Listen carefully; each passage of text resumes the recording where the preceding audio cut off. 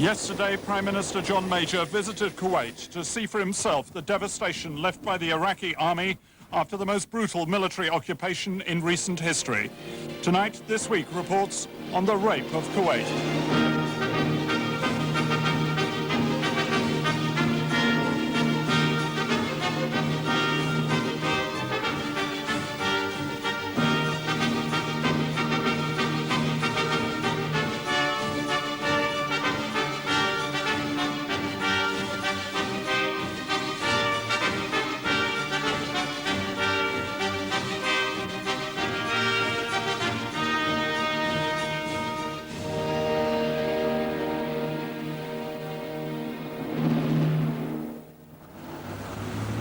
In the hours after liberation, Kuwaiti resistance fighters go into action in an open-top sports car. For 7 months, these men hid and ran from the Iraqis. Now the hunted have become the hunters. Today, they're looking for collaborators.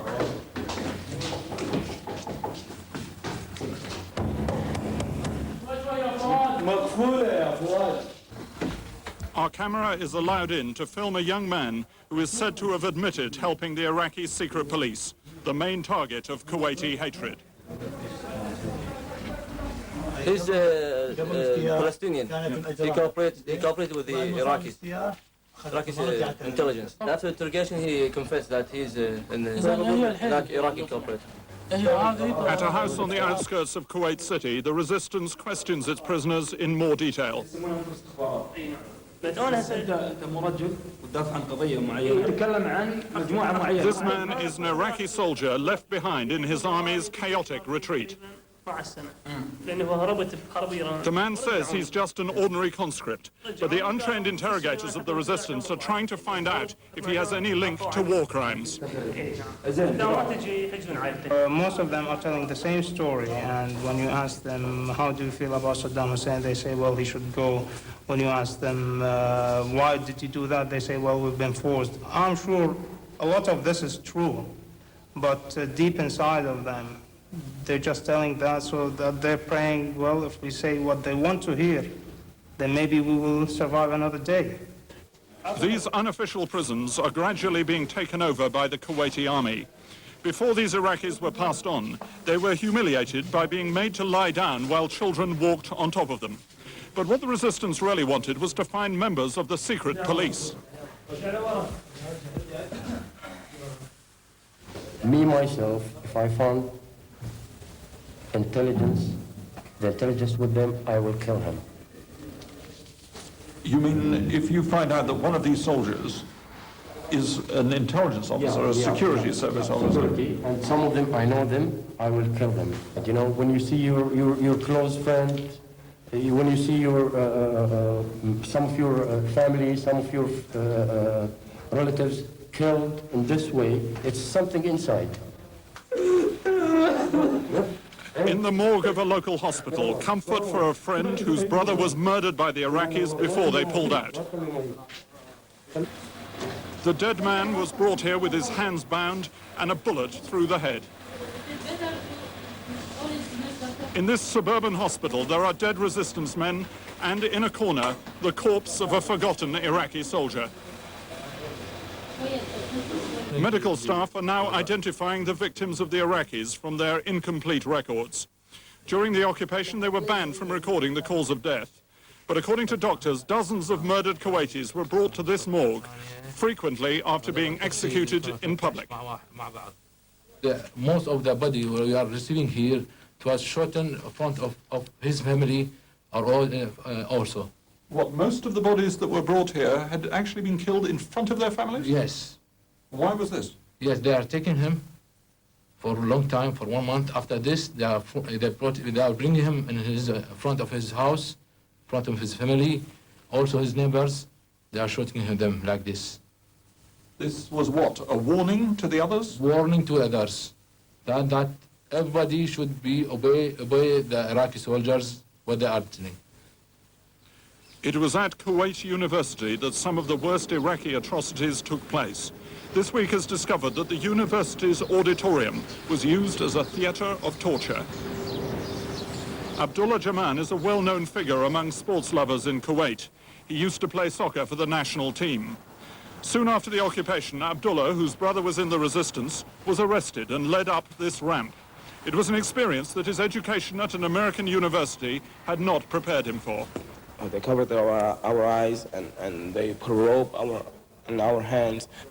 We walked all the way up. We thought we were walking in the steps. And that time, like, everybody get afraid because he knows that if they catch him, he's not going to be alive. Here, Abdullah sat blindfolded while the sounds of torture echoed around him. So all you hear is screaming in theater. Screaming, people screaming, begging. People get shot.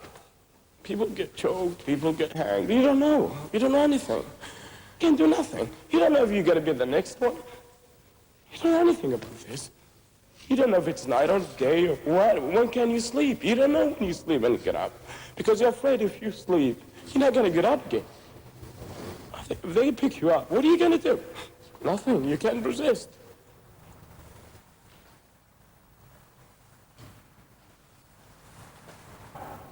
Eventually, it was Abdullah's turn to be led by the Iraqi guards down to the stage where the torture took place. The frame where the university symbol is mounted. Abdullah was hung upside down for 3 days. Then the stage lighting system was used to provide current for electric torture. You see the marks here? They put it on my knee. I felt like, oh my leg, it's been cut off because I can't feel anything. It's like here the joint, you know what I mean? It's like, I feel like this, oh my leg, it's been ripped off or something. And the guy, I think he's really professional. He knows what he's doing. He told him that this is not the place should hurt him because it's under the joint. That's what he said. Then they put it up here like this. And they do it for quite a long time. I mean, and it's like, I don't know, 45 seconds, a minute, something like that. And really hurts, shakes all your body, you know what I mean? And it makes you even look at it, you hate it. It's like, I don't know, it's really hurt, and make your heart beats goes really fast, and you can't think, and you just want to tell them something. But all he could tell them was that his brother had fled. When Abdullah's family bought his freedom, paying an Iraqi officer in cash and video recorders, he was a broken man. I want the guy who did to me, I want to show him how torture hurts. It's not only hurts in the time, hurts you all your life. It will live with you. You have nightmares. You get up, you think you are in the torture, not in bed. And when you are safe, you feel like you're not safe. This is a problem. It's like a fingerprint in your life never go away. That's it. It stays there. And you have to deal with it. And you have to find the... I mean, everybody's happy now. I'm not happy. I'm not. The time I'll be happy until I find the guy. This is the time I'll be happy. The sheer joy of liberation summed up what Kuwaitis have been living through. Kuwaiti citizens, who used to have the highest per capita income in the world, celebrated release from the cruelest occupation of recent history. Saddam Hussein made no attempt to win Kuwaiti hearts and minds. Instead, he sent in his experienced and brutal secret police machine and turned it loose on a previously comfortable population. In houses all over Kuwait, families are grieving for dead or missing relatives. On the eve of liberation, 2 of this woman's 3 sons disappeared. According to her son-in-law, they were taken by an Iraqi secret police unit which had been terrorizing the district. The first, a teenager, was playing in the street when they took him. They kidnapped. Iraqi's army, they kidnapped the first young guy when he was on his bicycle around our house. In his bicycle, he was playing. They came with their car and threw his bicycle in the ground and take him with them. The second son was taken when he went to find the first. Now they are hostages, or perhaps even dead. I think, and their mother think also, maybe they killed him when they are gone to Iraq. عيالي 2 راحوا من البيت وما عندي غير هذا بس. my two sons, they gone from our house and they will not return back, and we don't have only that. وأرجوكم ما تحطون أسمائهم. And ما بيسمع عشان and يتعذبوا. please, I don't want to mention their names. She don't want their. Maybe they are now in life. Maybe if they listen to their names, kill them. That's what she think now. أقول كل اللي تعاونوا مع الرئيس صدام حسين منهم لله. And she won't say for whose help Saddam Hussein شنو صار في الكويت. get gone to hell. The once elegant Green Palace bears witness to Iraqi hatred for Kuwait's ruling clan, the Al-Sabah family, which they targeted from the start of the invasion. Most Al-Sabahs fled their palaces and mansions for the safety of exile, but a few remained, including a nephew of the emir, who is now recovering in hospital after a clash with the Iraqis just before liberation. Know which house we are in. We use as a head orders for us. And they shoot us with the bazooka. You were hit with the bazooka. This is a shrapnel wound from the bazooka coming into the house where you were hiding. Exactly. After failing to seize the emir in the early hours of their invasion, the Iraqis tried to round up the lesser members of the family. The emir's nephew was arrested and taken to Iraq. They attacked my house. They took me and my mother and one of my sisters and one of the servants. They took us to Baghdad. They stay about 1 month there. While I'm there, I didn't see my family. I don't know anything about them. I asked them about them. They said they'd been hanged. Oh, the Iraqis told your family you'd been hanged? Yeah. Until I meet one of the Iraqi intelligence. I told him that I can give him some gold or what he's looking after if our family is okay and he can send us away back home. He said, okay, we'll try that. And after 1 week, I found someone, he came and he told us that we can go back home. Just So like you bought your freedom at that stage with gold? Yeah. Other Kuwaitis had the misfortune of being harmed by the Allied forces which had set out to liberate them. Dr. Adel and some of his medical staff were the victims of an Allied bombing raid, apparently aimed at buildings where Iraqis were staying nearby. The bombing, just days before liberation, left 4 dead. Suddenly happened, collapse. I saw the room collapse. I was fall down. I heard suddenly that something cut my hand. When I came out, I saw one of my friends, his face all blood like this. He lost his nose and the eyes. And one wife, she's also sister, she's working here. She's wife of our senior doctor. She was dead and she got, I think, some shells or something in her head. You yourself have personally suffered, and your friends have been killed by the Allied bombing. Yes. Are you still glad that the Allies came here to free Kuwait? I am very happy. Even I lost my hand. All the people, we are working here, we are living here. We should remove all these dirty people, these Iraqi people. North of Kuwait City, where the road to Iraq skirts low hills, is where the occupying force met its disastrous end. It is a place that makes the visitor wonder at Saddam's cruelty towards his own people. Of Saddam Hussein's acts of inhumanity, his decision to commit his large but essentially primitive army to combat with modern Allied firepower must rank high. When his army fled Kuwait City, they were a rabble of looters as much as soldiers, and here they were stopped and cut to pieces. American air power blasted the head of the vast column, which contained every type of vehicle that the Iraqi troops could find. Many were loaded with stolen goods. At night in a nearby mosque, we found some Iraqi civilians who survived the bombing. These people told us that Iraqi forces had in fact been alerted to leave Kuwait on the day of the Bush deadline, just before the ground war started. But the final order never came. An official, still fearful of his own government, told me about the bombing of the convoy. It started from 2:30 p.m. till about 6 o'clock. Continuous raiding. One plane come and the other replace it. and they start to shoot the cars. You lost all feeling. You just start to think and how to survive it. You don't know. I can't describe the feeling, but I hope I'm not going through it again. How much of a disaster for Iraqi people is what has happened here? It is a big disaster. So it is a very big disaster. In the chaos of Kuwait City, there were still large numbers of Iraqi soldiers who had failed to flee. The Kuwaiti resistance now found itself with hundreds of prisoners.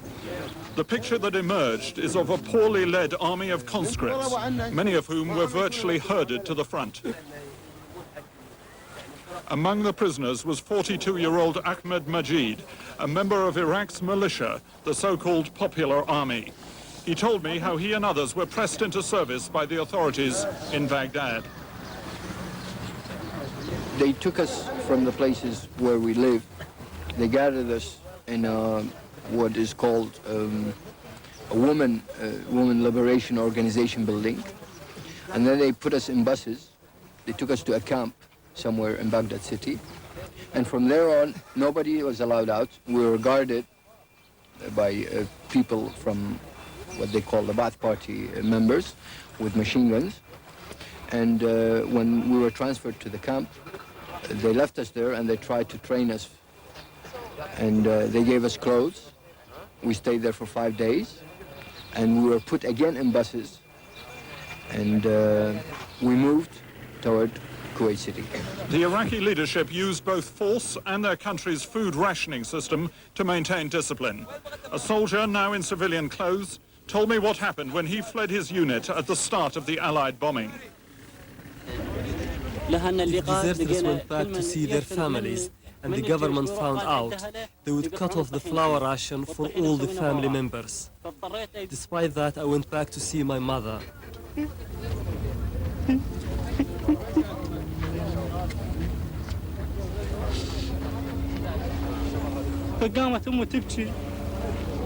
And when she saw me, she cried and she begged me to go back to the front because otherwise their food rations would be cut off. The Iraqi generals believed that a main Allied thrust would come from the sea, and they built elaborate defenses against a threat that never came. Captured Iraqi documents revealed the predicament that their tattered troops were in. The Iraqi commander in the Gulf issued this order to his men on how to counter Allied airstrikes. He told them to move only at night and to light fires near their positions to try to deceive heat-seeking missiles. And the enormous problems facing the Iraqi army are shown in this document, which urgently requests Baghdad to send a copy of Jane's Weapons, a British publication giving details of Allied high-tech munitions. Many Iraqi soldiers were more interested in looting than in fighting. Cars, the symbol of Kuwaiti wealth, were stripped of their wheels and any other parts that could be easily shipped to Iraq. It is clear that many Iraqi officers connived in the looting of Kuwait. They stole what they can and they tried to transfer it to Baghdad. Anything. It came to a point that the Popular Army leader who was with us even gave an order to some of the people with us to take the plugs, used plugs from the walls and put it in bags. And some people were on vacations for 5 days to go to Baghdad, and he put it in the bus, which took these people and transferred it to his house, to Baghdad.